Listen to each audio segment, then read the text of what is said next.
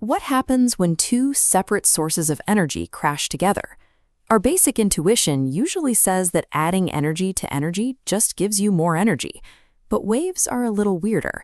In physics, there is a rule called the principle of superposition. When waves overlap, they simply add their geometric displacements together in real time.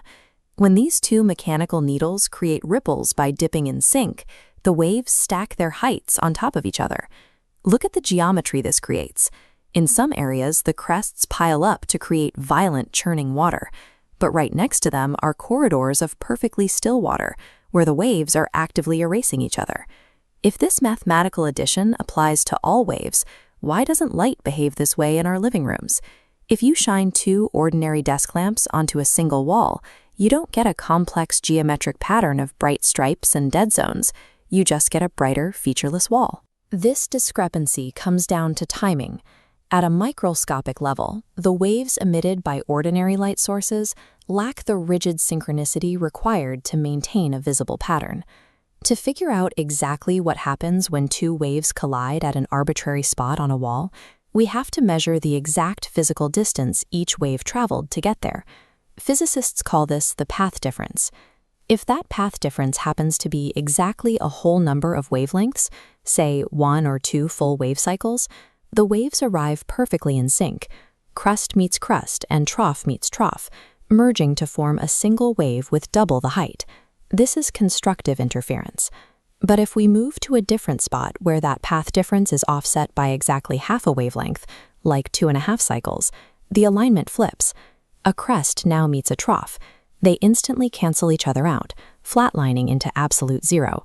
We call this destructive interference. The fixed geographic architecture of the space strictly dictates whether those converging waves will collaboratively amplify their energy or mutually annihilate each other.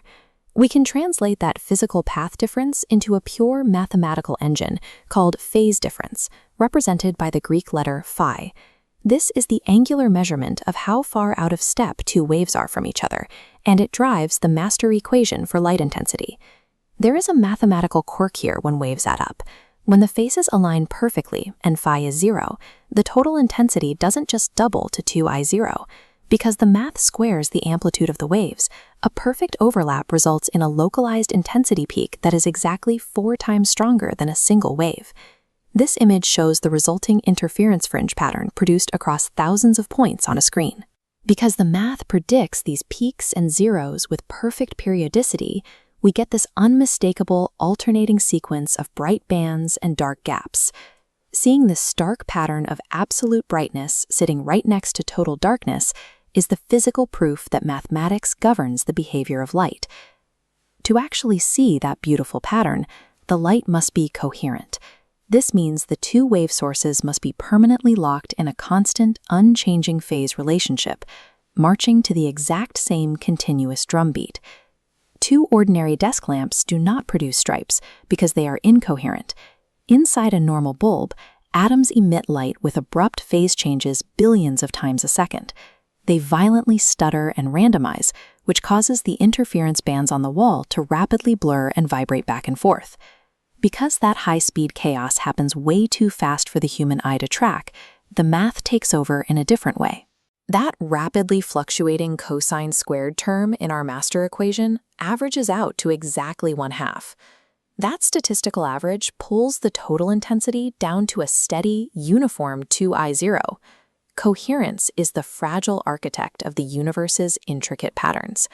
Without perfect synchronization, the chaotic overlapping of everyday waves washes reality out into a featureless average.